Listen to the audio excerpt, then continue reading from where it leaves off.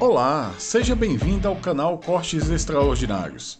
Este é um canal de corte de podcast. A entrevista completa está na descrição deste vídeo. Em 93, aliás, em 94 morre o Senna, em 95 o SBT... Você estava onde na morte do Senna? Você estava no... Em Imola. Você estava lá? Tava. Eu anunciei a morte dele, né?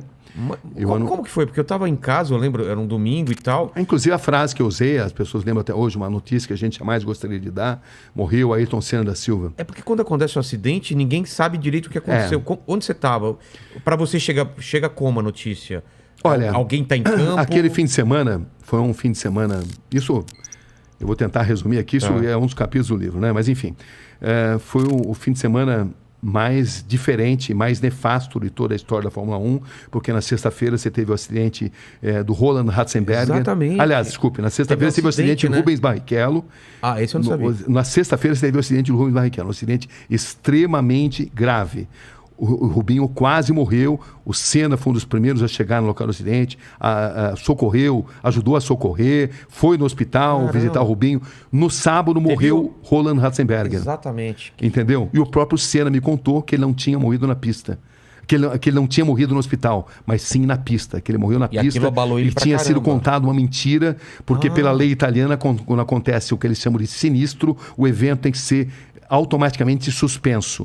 Então a corrida que vitimou Ayrton Senna não poderia ter sido realizada, porque o evento deveria ter sido suspenso. Se seguisse a lei... O Senna me contou isso. Se seguisse a lei, ele não teria morrido. O Senna me contou, olha, Sabrina, eu vou te contar, você não pode falar, eu respeitei isso.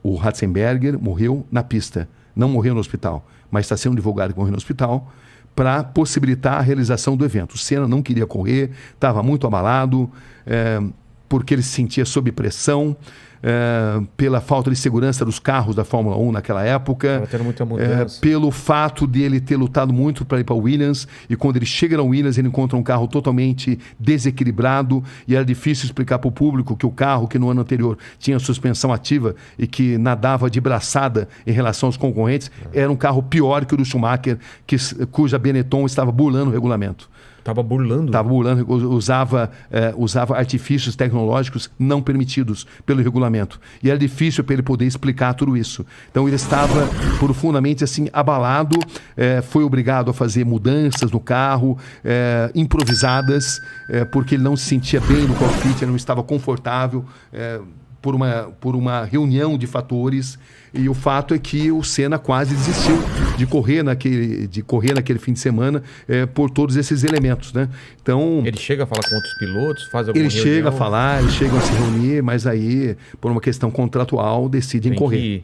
Decidem que tinham que correr. Então você tem aquela célebre imagem dele que ele está totalmente contrariado. E contrariado também porque ele tinha um carro inferior ao do rival. No braço ele conseguia as pole positions. Ele não tinha marcado um único ponto, era a terceira corrida da temporada. Nas duas anteriores ele não tinha feito um único ponto, que tinha sido no Brasil, em Aida, no Japão. Ele tinha sido pole position, mas tinha quebrado. Entendeu? Tinha tido um acidente e tinha parado, né? Não tinha marcado o ponto. E ele estava se sentindo sob pressão. Então ele tinha sido pole position mais uma vez, mas ele tinha ali no retrovisor Schumacher arrojado, com um carro que não respeitava o regulamento, e era difícil para ele falar sobre isso. Era muito difícil. Então, tem uma série de detalhes, eu não vou contar tudo, porque senão a gente não fala de outro assunto, né? Mas são muitos fatos, né? A célebre reunião sobre pneus que estavam fora do regulamento também, e que a Goodyear reúne o Frank Williams e o Senna. Eu conto também o que aconteceu. O fato é que a cabeça do Senna estava muito abalada, porque uma gambiarra tinha sido feita no carro, porque o carro era inferior e porque essa sucessão de acidentes tinham mexido com o emocional dele, né? O acidente gravíssimo do Rubinho, que por um triz não morreu na sexta, o acidente fatal do Roland Ratzenberger, enfim, era um piloto muito diferente daquele que a gente estava acostumado a ver e sob imensa pressão de vencer. Total. Porque patrocinadores pressionavam, a torcida pressionava, o mundo pressionava, porque ele era o melhor piloto. E ele não sabia como explicar, como falar para a opinião pública a situação que ele estava vivendo. Como é que ele vai explicar com um carro que no ano passado nossa, não dava nem graça, né? O Mansell ganhava e quase que podia parar o carro para tomar um cafezinho, né? Entendeu? Com a suspensão ativa.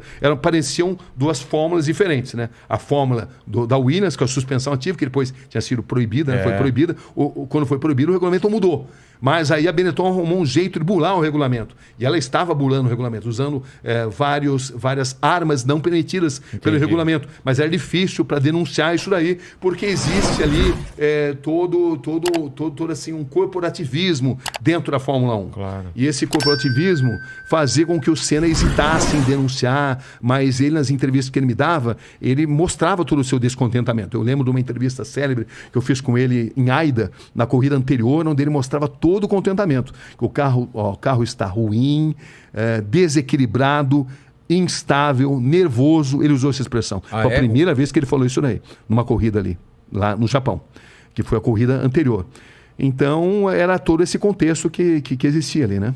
E quando acontece o acidente, parece que não tem imagens do acidente mesmo. Então, esse é um outro... Eu fui o primeiro cara a praticamente desvendar essa imagem, que a Foca dizia que não tinha essas imagens, mas aí eu consegui uma série de depoimentos de pessoas que diziam que tinham visto. Eu peguei o Bernie Eccleston, que era o presidente da Foca, o todo-poderoso da Foca, e eu o confrontei com esses depoimentos. Olha, existe essa imagem. Falei, tá certo, é verdade. Eu vou te mandar. Ele mandou essa imagem. Só que a imagem, 1 segundo antes do choque no muro, ela desaparece. Eles deram a explicação de que o diretor de imagens havia cortado para uma outra imagem e que nem todas as câmeras tinham um videotape.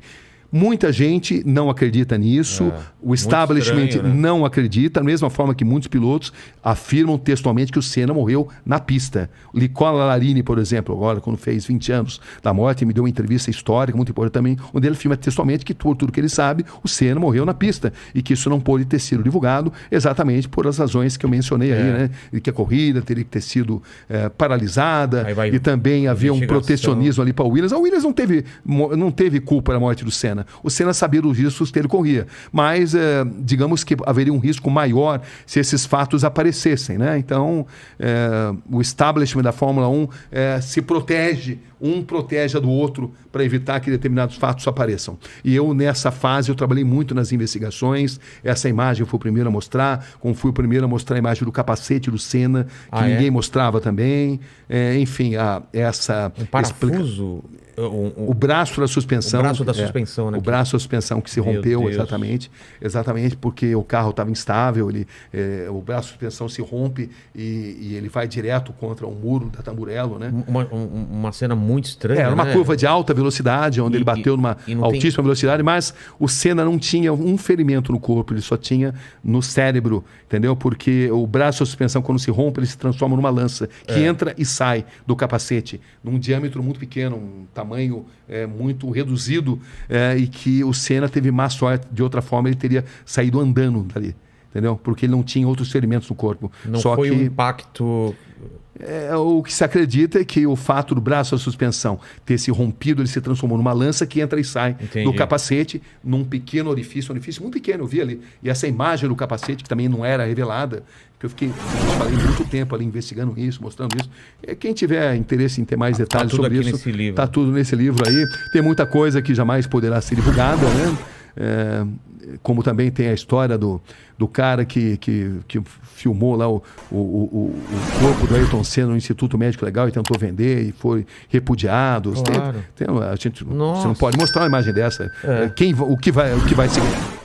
Um curso de inglês com uma nativa? É isso mesmo, gente. Com o meu curso Inglês com a Gringa, vocês vão conseguir aprender inglês com uma nativa de uma vez por todos. Desta vez de verdade, viu? Meu curso, vocês vão ter acesso vitalício às aulas. E também a gente oferece um bônus que a gente vai ter sorteios para ter aulas de conversação comigo. É isso mesmo, gente. Então, se vocês quiserem, vocês têm que correr, porque o curso está de 50% de desconto. Então, se vocês quiserem acessar o meu curso, clique aqui no botão abaixo. Te vejo lá na aula.